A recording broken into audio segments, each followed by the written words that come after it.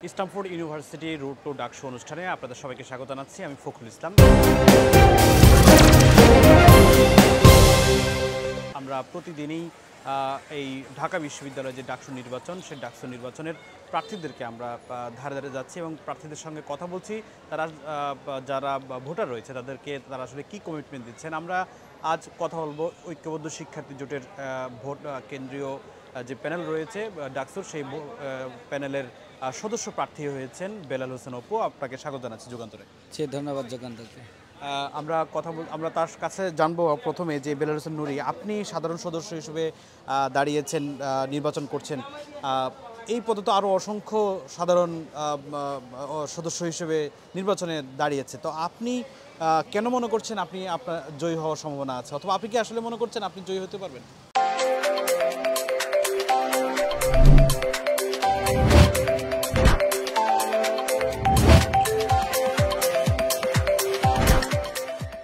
যে আমি 100% আশাবাদী যে আমি জয়ী হব। তার অন্যতম কারণ হচ্ছে যে আমি এ পর্যন্ত অনেক কল্যাণমূলক কাজ করে আসছি। আপনি বলতে পারেন শিক্ষার্থীদের জন্য আমি কাজ করে আসছি। বিশেষ করে যারা প্রত্যন্ত অঞ্চলে পড়ালেখা করতে পারে না, বিশ্ববিদ্যালয় তার মেধা আছে কিন্তু বিশ্ববিদ্যালয়ে ভর্তি হতে পারছে না, তাদের জন্য কাজ করে আসছে। তো এর জন্য আমার অসংখ্য শিক্ষার্থী ঢাকা বিশ্ববিদ্যালয়ে আছে এবং অসংখ্য বলতে পারেন ভক্তকুল আছে। তারা নিজেরাই আমাকে তাদের বন্ধুদের কাছে পরিচয় করিয়ে দিচ্ছে, যার কারণে আমি শতভাগ আশাবাদী যে আমি বিজয় লাভ করবো ইনশাআল্লাহ। অনেকে বলছেন যে সাধারণ সদস্য তো আসলে অনেকে আছে, এখন সাধারণ সদস্য হিসেবে আপনি আসলে আপনার কাজের পরিধি কতটুকু, আপনি কী করতে চান আসলে? জি দেখেন, আসলে সাধারণ সদস্য আমি যদি ভুল না করে থাকি তাহলে 217 জন দাঁড়িয়েছে। তার মধ্যে আমি হলো 137তম, আমার ব্যালট নং 137। তার মধ্যে কেন মানুষ ভোট দিতে পারবে 13 জন, তার মধ্যে আমাকে কেন ভোট দিবে, একটা প্রশ্ন থাকতেই পারে। তা আমি 3টি ইস্তেহার নিয়ে তাদের কাছে গিয়েছি, কিংবা আমি 3টি ইস্তেহার বলতে চাই। 1 নম্বরে বলতে চাই, আমি যদি নির্বাচিত হই তাহলে আমি প্রশাসনের মাধ্যমে এবং আমাদের অ্যালামনাইদের মাধ্যমে সমন্বয় করে আমি বিশ্ববিদ্যালয়ে মিনিমাম 1 বছরে 1500 শিক্ষার্থীকে আমি পার্ট টাইম জব অথবা আমি টিউশনি ব্যবস্থা করে দেবো। 2 নম্বরে বলেছি আমি বিশ্ববিদ্যালয়ের সাথে সমন্বয় করে IML-এ 3 বছরে ফ্রেঞ্চ ল্যাঙ্গুয়েজ, আপনি জানেন জাতিসংঘের 3টির মধ্যে 6টির মধ্যে একটি, এই ফ্রেঞ্চ ল্যাঙ্গুয়েজ শেখার জন্য প্রায় 800 শিক্ষার্থীকে আমি ফ্রেঞ্চ ল্যাঙ্গুয়েজ ফুল ফ্রি শেখাবো ইনশাআল্লাহ। আরেকটি বলেছি প্রত্যেকটি অনুষদে আমি সাইকিয়াট্রিক রেখে দেবো, যাতে করে আমরা অনেক সময় ফ্যামিলি বলেন, রিলেশন বলেন, ইকোনমিক বলেন, তারপর জব বলেন, রেজাল্ট বলেন, অনেক সময় ডিপ্রেশনে ভুগি। এ পর্যন্ত 2005 থেকে শুরু করে 25 পর্যন্ত প্রায় 49 জন শিক্ষার্থী ঢাকা বিশ্ববিদ্যালয়ের শিক্ষার্থী আত্মহত্যা করেছে এই হতাশা থেকে। এজন্য আমরা প্রত্যেকটি অনুষদে সাইকিয়াট্রিক ব্যবস্থা করে দেব প্রশাসনের মাধ্যমে কথা বলে। এই 3টি বিষয় নিয়ে আমি শিক্ষার্থীদের কাছে যাচ্ছি, যারা সবাই অ্যাকসেপ্ট করতেছে বিষয়। আপনার প্যানেল থেকে যদি সিংহভাগ মানুষই যদি পরাজিত হয় কিন্তু আপনি জয়ী হয়ে এসেছেন, তাহলে অন্য প্যানেলের যারা প্রার্থী থেকে জয়ী হলো তাদের সঙ্গে আপনি কি কাজ করবেন? দেখেন, আমরা যে আসলে সবার সাথে মিলেমিশে কাজ করতে পারি এর 1 নম্বর বাস্তব উদাহরণ কিন্তু আমরা নির্বাচনের আগেই দিয়েছি। আপনি যদি ঐক্যবদ্ধ শিক্ষার্থী জোটের দিকে যদি লক্ষ্য করেন তাহলে কিন্তু আপনি দেখতে পাবেন যে এখানে কিন্তু আমরা ভিন্ন মত বলেন, যারা আমাদের বিরোধিতা করেছে এর আগে, আমাদেরকে ক্রিটিসাইজ করেছে, আমরা কিন্তু তাদেরকে ইনক্লুড করেছি। সুতরাং আমাদের ওই মন মানসিকতা আছে যে অন্য কেউ যদি নির্বাচিত হয় তার সাথে মিলেমিশে আমরা কাঁধে কাঁধ রেখে নির্বাচনে আমরা পরবর্তী সময় আমরা কাজ করতে পারবো ইনশাআল্লাহ।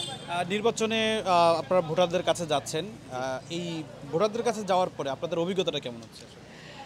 এটা বিভিন্ন রকমের অভিজ্ঞতা হচ্ছে আপনার।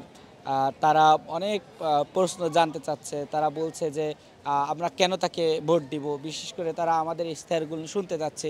বিশেষ করে আমাদের ঐক্যবদ্ধ শিক্ষার্থীর ইশতেহার যদি শোনেন এবং আমার পার্সোনাল ইশতেহার যদি শোনেন, এটা শুনে তারা সবাই স্যাটিসফাইড।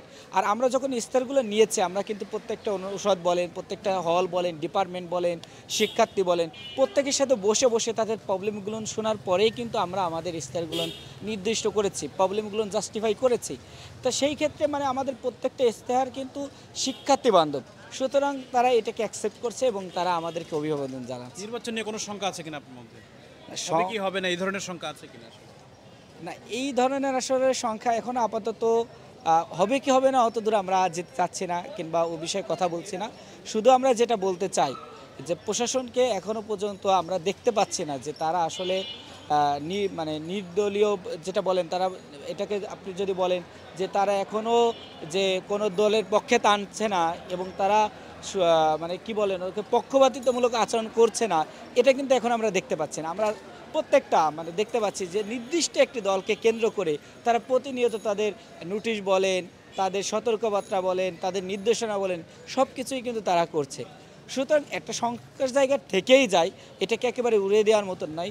তবে প্রশাসন যেহেতু আমাদের অভিভাবক, আমাদের পিতৃতুল্য, আমরা শিক্ষকদেরকে পিতৃতুল্য মনে করি, আমরা তাদের প্রতি আহ্বান জানাই যে দেখেন আমরা আপনাদের শিক্ষার্থী সন্তান এর মতন, সুতরাং আপনারা কোনো পক্ষপাতিত্ব না করে আপনারা এখানে ফেয়ার নির্বাচনটা করুন, যাতে করে যে আসলে শিক্ষার্থীর ম্যান্ডেট হিসেবে আসে তাকে আসতে দিন। আমরা একটি স্বপ্নের বিশ্ববিদ্যালয় করতে চাই, স্বপ্নের ঢাকা বিশ্ববিদ্যালয়। চট্টগ্রাম বিশ্ববিদ্যালয়ে বহিরাগতরা হামলা চালিয়েছে, সেটিকে কেন্দ্র করে সেই হামলার ঘটনা কি ঢাকা বিশ্ববিদ্যালয়ের ডাকসুতে আসলে প্রভাব পড়বে কিনা, অথবা রাজশাহী বিশ্ববিদ্যালয়ে আমরা দেখেছি যে মনোনয়ন ফরমগুলো তারা এক পক্ষ এসে এগুলোকে উলটপালট করে দিয়েছে।